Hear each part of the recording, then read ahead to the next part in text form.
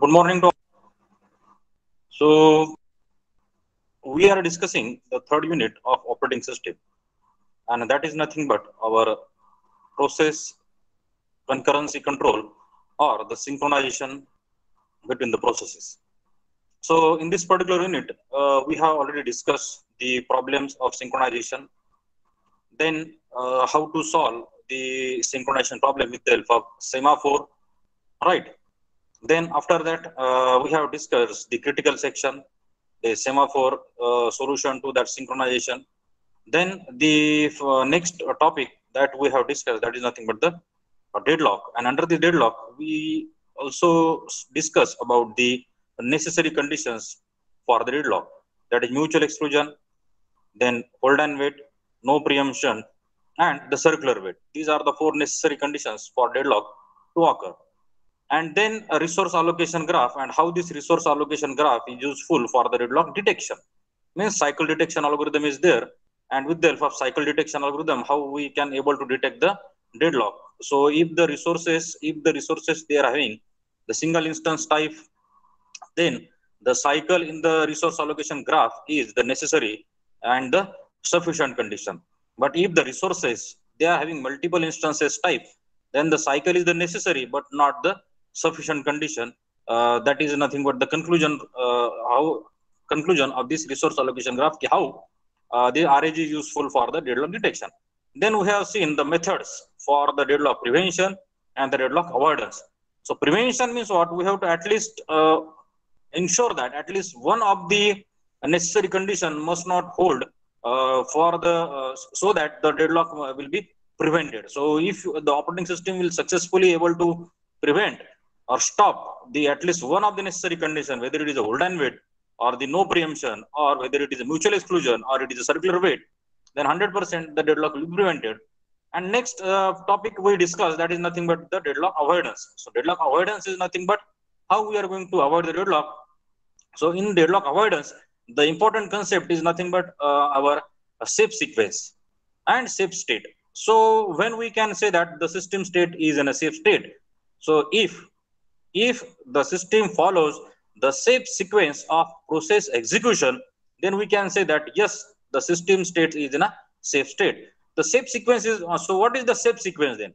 The safe sequence in the sense that by executing proper sequence, by executing the proper means it is nothing but the way how the processes being executed in the system.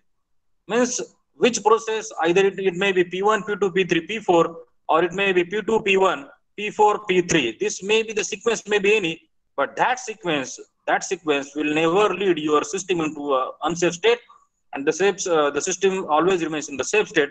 That's why it is called as the safe sequence, right? And the safe sequence and the system state is called as the safe state. The next point, the resource allocation graph. The resource allocation graph is also useful for the deadlock avoidance. So how? So in addition to our assignment age as well as the request age, right? In addition to your allocation and the request age, one more age has been added, and it is called as the claim age. So claim means in future. Claim means in future that particular process may require that particular resource. So that process has to claim.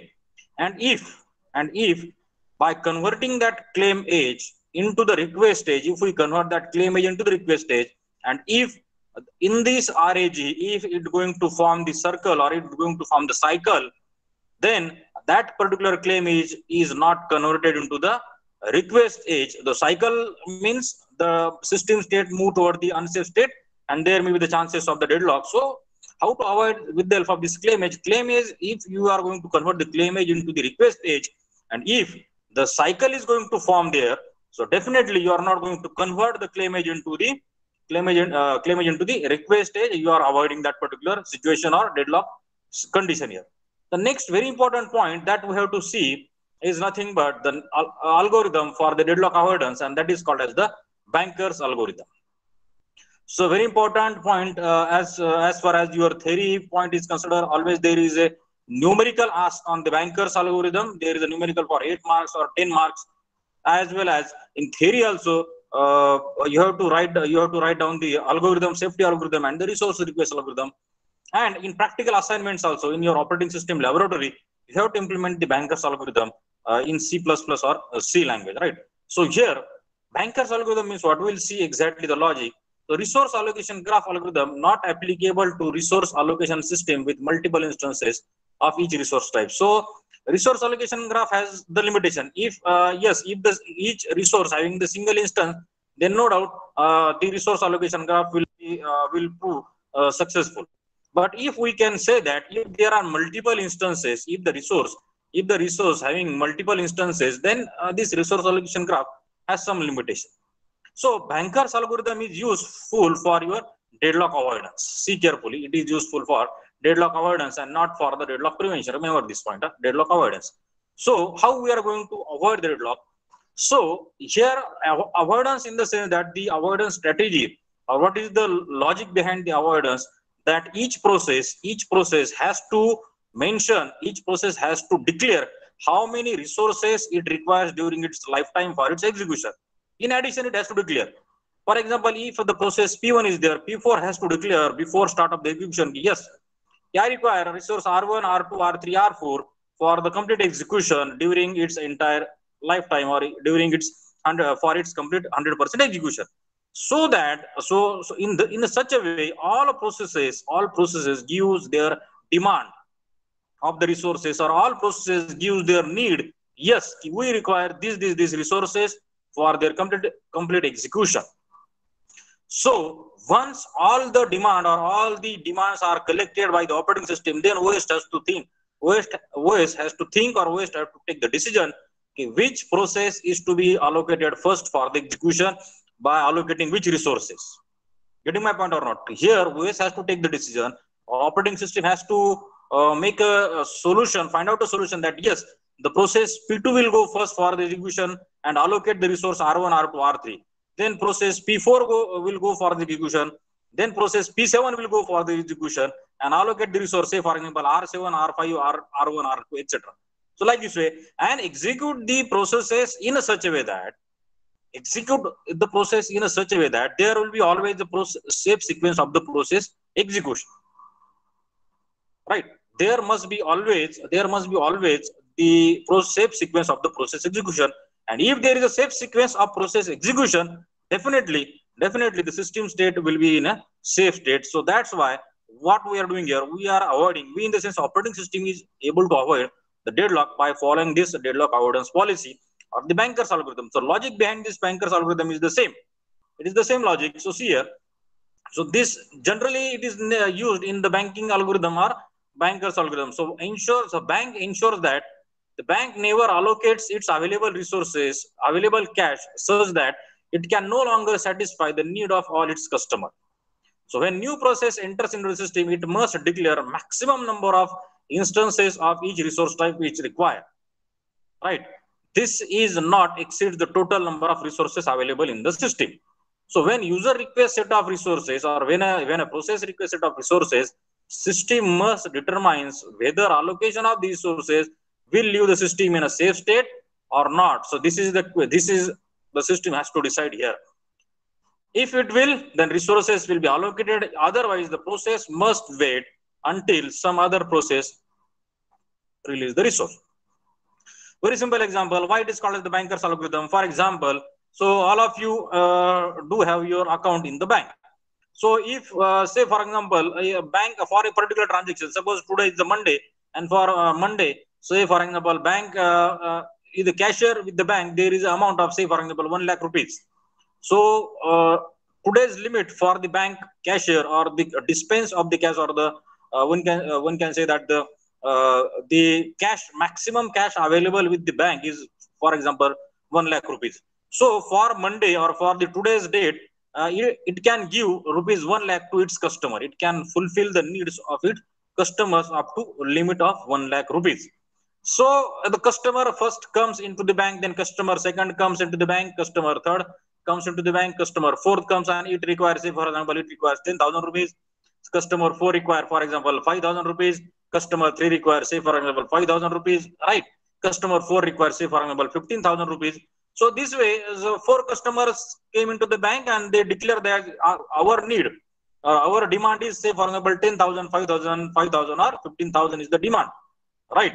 So bank see that yes, today's my limit is 1 lakh rupees and the demand of the customer which is came from them is within my limit. Yes, so I can allocate these resources or I can issue the cash to them.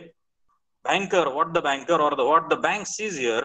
So bank issues the token to each customer.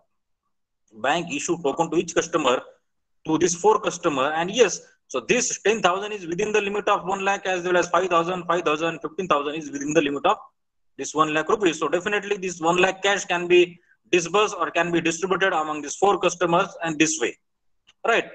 But suppose if the customer number 5 comes into the bank and it has demand of rupees 1,50,000, right? So if this is the customer number 5 comes into the bank and its demand is, say for example, he demand I require 1.5 lakhs, right? So the demand given by this customer 5 will be not be accepted by the bank. Why? Because if it allocates all its resources 1 lakh rupees to this customer number 5, then all these remaining customers will not getting their desired or the demanded funds. Getting the logic or not? If yes, I have the bank available resources is 1 lakh rupees and say for example customer 5, it may require say for example 1 lakh or 1.5 lakh, say for example 1 lakh if it is required, if you require 1 lakh, right? So if the bank allocate all of its available cash to only single customer, see carefully, if the bank allocates all of its cash to only the single customer, so rest of all the 4 customers or whoever will came into the bank in the total day time, they will not get the cash at all, because all whatever will be the cash available, that has been now given to only a single person or the single customer, right? So these many customers, they remains as it is without getting the funds at all. They will go with an empty hand, right? So this thing should be avoided.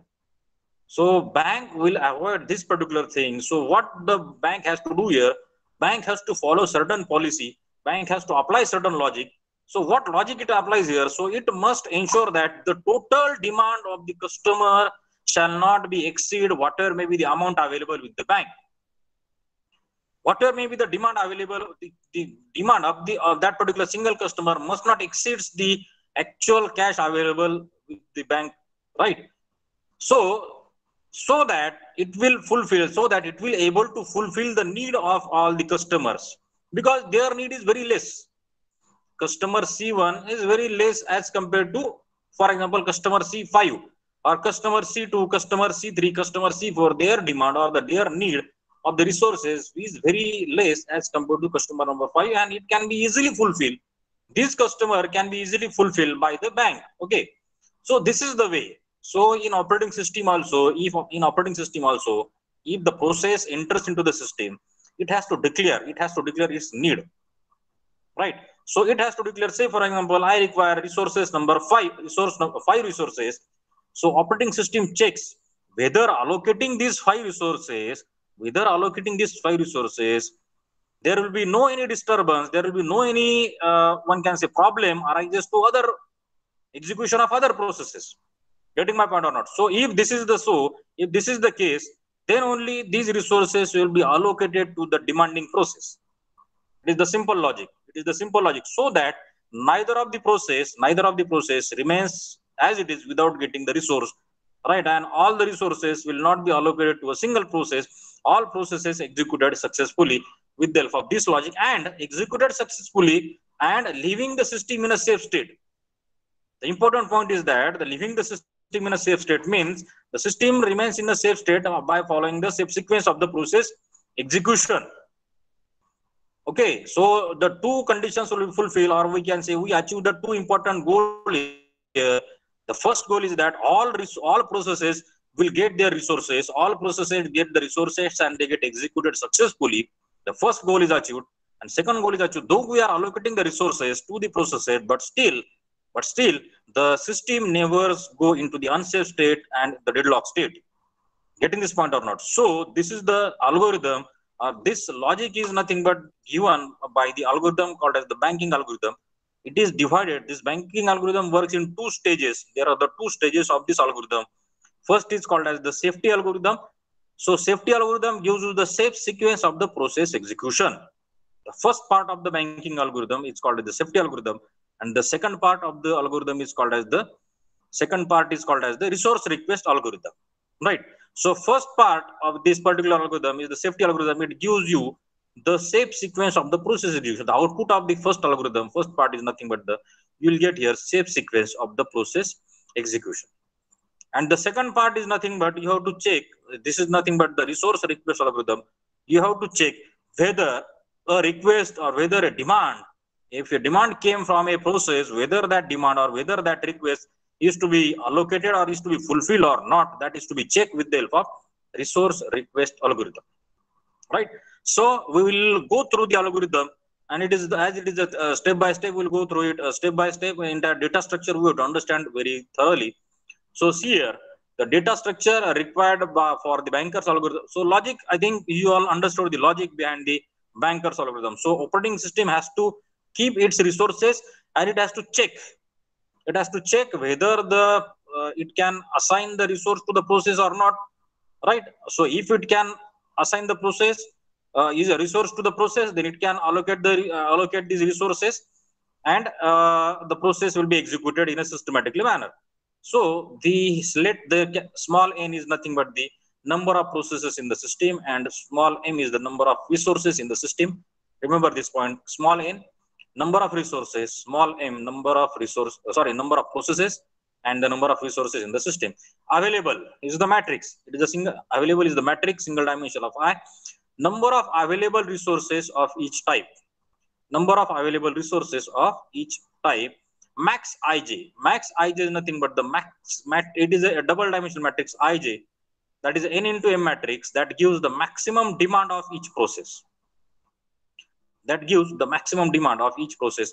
Then allocation ij, it is again a double dimension matrix, that is nothing but the n into m matrix of number of resources of each type currently allocated to each process. Number of resources of each type currently allocated to. So available means what? This available vector, it is a single dimension vector. It indicates how many resources are currently available in the system of each resource type. Suppose there are three resource type, R1, R2, and R3. So R1, 7 instances of resource R1, 3 instances of resource R2, and 4 instances of resource R3. They are available in the system. Total, yeah, for all the processes available.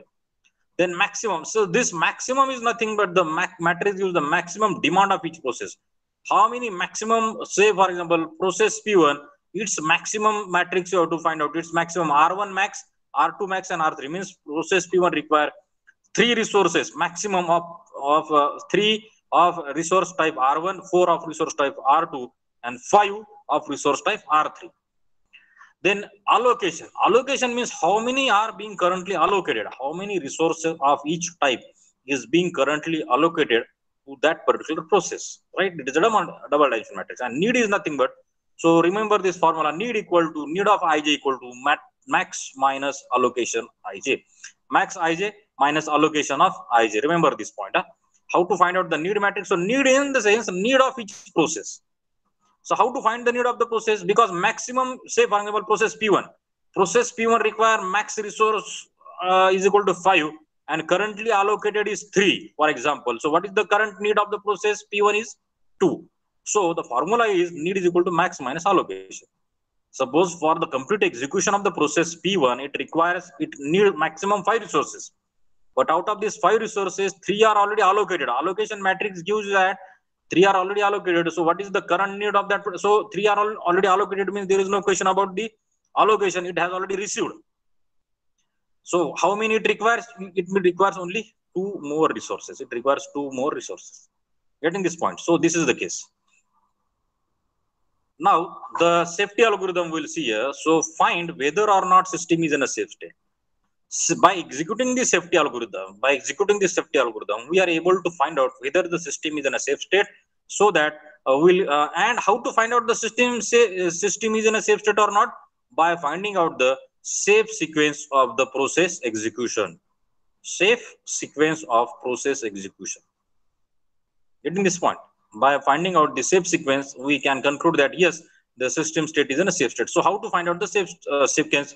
So these are the 4 steps are given. So work and finish vectors of length m into n. So work equal to available. So first step is mark it as a work equal to available, the very first step. Second step is that find an I such that finish equal to false, and if need of I is less than or equal to work, need of I is less than or equal to work, then okay, then go to this step number 3. Need how, what is the need? Need is equal to max minus allocation. So if this need is less than or equal to work, what is work? Work is nothing but the available. So you are putting this value available into work, and now you are comparing the value of need of that particular process. So this algorithm is repeated for each process. You have to find out for P1, then you have to execute it for P2, then you have to execute for P3, and then you have to execute for P4. So many number of processes are there. For each process, you have to execute this safety algorithm. Right. So you have to check that whether the execution of that particular process leaves the system is in a safe state or not by following this particular condition. So if second condition is fulfilled, then go to third condition, that is work equal to work plus allocation. What you are going to do here, you are going to add work equal to work plus allocation, finish of I equal to true, and finally finish of I equal to true for all this for all the processes, then system is in a safe state. Then we will get here final system state is in a safe state. Right. So for P1, you have to execute these 4 steps, and P2, P3, and P4, we have to execute these steps. So here, see once again, safety algorithm gives us the safe state by giving us the safe sequence of the process execution. So first step is nothing but work equal to available, and if need of I is less than or equal to work, then work. Third step is work equal to work plus allocation, and finally finish of I is equal to true.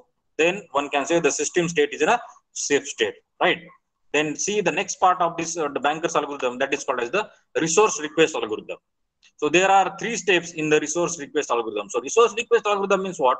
So first algorithm gives you the safe sequence, and the second part of the algorithm, second part of the banker's algorithm or the resource request algorithm gives you whether suppose a request come from a process, whether when a request come from a process, then can we grant the request came from that particular process.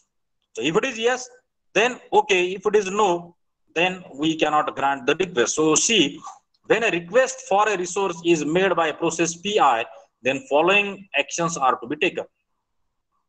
Getting this point? So if there is a request come from a particular process for a particular resource, then we have to execute this algorithm, and this algorithm is not executed for all process. So if there is a process P1 and it is requesting some resources, then only for the process P1 this algorithm will be executed for process P1. Or if there is a demand came from process P2, then this algorithm is executed for process P2, right? So for all processes, this particular algorithm will not be executed. Remember this point. But whereas the first algorithm, safety algorithm, is to be executed for each process, we have to check with the help of safety algorithm. But the second algorithm is executed for the process that has given the request or that has made the request for the resource. The first step is a request of I is less than or equal to need of I. If it is yes, then go to step number 2. The request means whatever may be the request made by I means, say for example P1. So this is nothing but request of 1. So request of process number 1 is less than or equal to need of 1, means process number 1 need of 1. If it is yes, then go to step number 2. Then go to step number 2. Step number 2, what it checks? If request of I is less than available of I. The request made by that particular process, if it is less than or equal to, then only go to step number 3. Then only go to step number 3. Else there will be error, or there you have to wait here. If it is not less, then you have to wait, or there will be error in that particular problem. Then what is the third step? So third step, you have to calculate the new value of available, new value of allocation, new value of need here, right? So the first value, or so first, how to find out the new value of available? So request available minus request, you will get the new value of available. We have to calculate the new value of available minus request of I.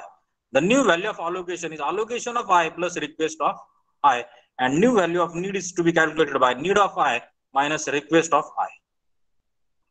Getting this point? So new value we are calculating here, available, allocation, and need by using these particular equations, that is available minus request, you will get the new available, allocation plus request, you get the new allocation, and a need minus request, you get here new value of need. Clear this point? So these are the two basic, one can say, the calculations, or these are the two algorithms under the uh, banker's algorithm. So first is nothing but your safety algorithm, right? So this safety algorithm you have to follow, and then is nothing but your resource request algorithm, right? So we'll see one example, so that will make you more clear or more understand about the concept of the banker's algorithm. See here, consider consider the system with 5 processes P0 to P5 and the 3 resource type A, B, C. See it carefully. One example, one numerical is given, and always there is such type of numerical in theory as well as in practical examination. So P0, P1, P2, P3, and P4. These are the 5 processes are given, and the 3 resource type A, B, and C. 3 resource types are A, B, and C. Now see here, matrix allocation matrix is given, max matrix is given, and available is given. Available vector is given. Allocation. A, so see here, first is available.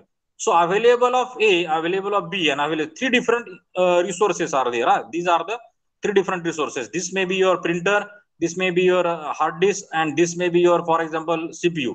So any resource you can assume. These may be 3 different types of resources, A, B, and C. And how many instances are available? The 3 instances of resource A are available in the system. The 3 instances of resource B are available in the system, and the 2 instances of resource C are available in the system. So how, this is how we are going to read the problem. The first available is okay, right? Available for all processes. This available vector is not for P0, P1, P2, but it is for all P0 to P5. All process execution. So I want to execute all process P0 to P5 within available resources 332. Within available resources 332. Then what is the problem? So problem is here. See the allocation matrix. Allocation matrix, what it indicates? The allocation of A, B, and C. So 0 instances of resource A, 1 instance of resource B, and 0 instance of resource C are allocated to process P0. Clear? 0 instances of resource A, 1 instance of resource B, and 0 instance of resource C are allocated. These are already allocated, these are already assigned to that particular process P0. 2 instances of resource type A. So remember, this is not a 200 number, or this is not a 302. These are the separate, means these are the columns actually here. Okay, so you cannot write it like a 200. It is not 200, but it is a 2, 0, 0. This is nothing but A type, this is nothing but your B type, and this is your C type resource. Clear? So 2 instances of resource type A, 0 instances of resource type B, and 0 instances of resource type C are already allocated to process P1. Right? The same way we can read 302 is the allocation for the process P2, 211 is the allocation for the process P3, and 002 is the allocation for the process P4. So this is how the resources are allocated to each and every process, or the instances of resources. Instance of resource A, B, and C, different instances are being assigned or allocated currently to the process P0, P1, P2, P3, P4. Okay, so this part is clear. So first we have seen the available. What is the significance of available? The second is what is the significance of allocation, right? Next part is nothing but the max. So it is again a matrix. It is again a matrix, and it is not a 753, but it is again a 753 and 332. So max means what? So P0. So this is we can have like this, right? So I can have the row like this. Okay. So you can read like this. So 7 instances. So max means P0. Maximum need or maximum demand of the P0 process is for its complete execution. P0 process requires 7 instances of resource type A, 5 instances of resource type B, and 3 instances of resource type C. Right? For P1 process, so this is the maximum. So out of 753, how many are allocated? 0, 1, 0 are only allocation currently allocated to that particular process P0. Getting my point or not? So 322 is the maximum demand, for the complete execution for the process P1. But out of 322, 200 are being currently allocated. See it carefully. The maximum is these are the maximum resources that are required for the complete execution of the particular process. But out of this maximum, all maximum are not being currently allocated. Few are currently allocated. For example, 433 means for the complete execution of the process P4, it requires 4 instances of resource type A, 3 instances of resource type B, and 3 instances of resource type C. But currently, out of 433, only 002 are being currently allocated. Right? So, what we have to first step, we have to find out the matrix need. What we have to find out here? We have to find out the need matrix, and need matrix is nothing but need equal to max minus allocation. Definitely, this is the max, and you have to minus this allocation from the max, so that you will come to know that what exactly is the need of each process. You have to find out the need for each process. Right. So first step. So need. So 753 minus 010 is nothing but your 743. Means P0 is currently in a need of 7 instances of resource type A, 4 instances of resource type B, and 3 instances of resource type C. Getting my point or not? Right? So need minus allocation for each process, we have to find out what is exactly its need by subtracting allocation from the max matrix. So P1, for P1 process, P1 is the need. So if we want to execute P1 process, we must allocate resource A 1 instance, we must allocate resource B and 2 instances, and 2 instances of resource C, so that P1 will be executed completely. In this way, we have to calculate the need of each matrix. This is the way we have to calculate the need of each matrix here. So for P2, this is the need. For P3, this is the need. And for P4, this is the need. So this is the first step. The first step of the banker's algorithm is to find out the need matrix. Clear, all of you? Now, we have to assign work equal to available. Work equal to available. So what is available here? Available is nothing but your 332. This is nothing but my available. So just assign this value of work. Now it changes to 3 and 2. This is the second step. The second step is nothing but mark work equal to available, right? The second step in the algorithm. Now the next step we'll see.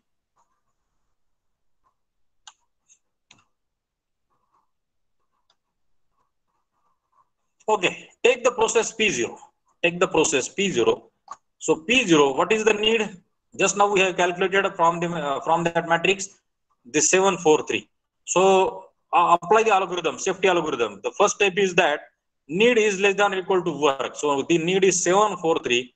Whether it is less than or equal to 332? No, it is not less than or equal to 3, because available is equal to 332. Available or work equal to 332. It is not less. That's why P0 has to wait here. That's why P0 process has to wait. So first take the P0 process, then take the P1 process. What is the need of the P1 process? It is nothing but 1, 2, 2. Means it requires A1, B2, and C2. Right? Okay. So again check here. Need of I less than or equal to work. Work is 332 and need is 122. Yes. Now you can say here the need of the process P1 is less than the available or the work value. So if it is yes, then we have to go to the next step, that is equal to work plus allocation. If it is less, then calculate work equal to new value of work. Calculate the new value of work by the equation work equal to work plus allocation. So what is the value of work? It is 332. And what is the allocation value? See, allocation value, take it from that particular matrix. What is the allocation for P1? Already allocation is 200. So value of new work becomes your 532. This is the value of work, and that value will be used in the next process. So, and the conclusion is that P1 is executed. So you have to write down the conclusion. Process P1 is executed successfully. Right? Next, take the process P2. P2 need is 600. Need is less than or equal to work 600. Compare less than or equal to 532. No, it is not less than need. So that's why P2 has to wait here. This is the conclusion. Initially P0 is waiting, but P1 is executed. P2 is in a waiting state. P2 has to wait. take the third process P3. 0, 1, 1 is the need from the need matrix. So need is less than work. Now see here, initially value of work is 332, but now here we are taking value is 532 because this value is now changed in the P1 process. That's why the newly updated value we have to take here. So 0, 1, 1 is less than 532. Yes, correct. So if it is yes, then go for a calculation of new work value. Work equal to work plus allocation. So allocation of P3, from the allocation matrix is 211. The new value of work is 532. That's why the new work becomes your 743 and P3 get executed. P3 process get executed. So two processes up till now executed successfully. First P1 is executed and then P3. So I can write here P1 executed and P3 executed. And two are in a waiting state, P0 and P2 are in a waiting state. But executed is P1 and P3. Now take P4 process, the last process. 431 is the need value and work values. Take the new value of work 743 and the need is 431. So whether it is yes, yes. If it is less, then go for the new calculation of work. Work equal to work plus allocation. Allocation, it is taken from the matrix of P4 allocation is 002 and the new value of work is 743. So 743 plus 002 is 742. 742. It is not a 745, but it is, you have to read like this, 742. So P4, again the conclusion is that P4 get executed. So I can have here P4 is again executed here. So three processes are executed successfully. Now again take the first process, right? All the processes are now finished. So again we have to go for the first P0 process. Take the P0 process. 743 is its need value. 743 and new value of work is now 745. Now it is less. Now it is less. Then go for new value of work. Work equal to work plus allocation. Allocation of the P0 process is 011 and work value is 745. So work value becomes 755. 745 plus 010 becomes 755. This is the new value of work and P0 get executed. So I can write here P0 is executed. Right? P0 is executed. That's right. And the new value of work becomes 755. And the next process, only remaining process is your P2 process. So P2 is having need is equal to 600. Need of I is less than or equal to work. So 600 less than or equal to 755. Right. So work equal to work plus allocation. 755 plus 200 is the allocation. So new value of work becomes 955 and P2 get executed. So we can have the process safe sequence of the process execution. P1 execute first, then P3, then P4, then P0 and P2. So this is the output of your, one can say that the resource request algorithm. We will get here safe sequence and we can say that yes, the system state is a safe state. System state is in a safe state. The first part of the banker's algorithm with the help of our safety algorithm, we can conclude that yes, we have get here safe sequence of the process execution. Yes, it may be any sequence.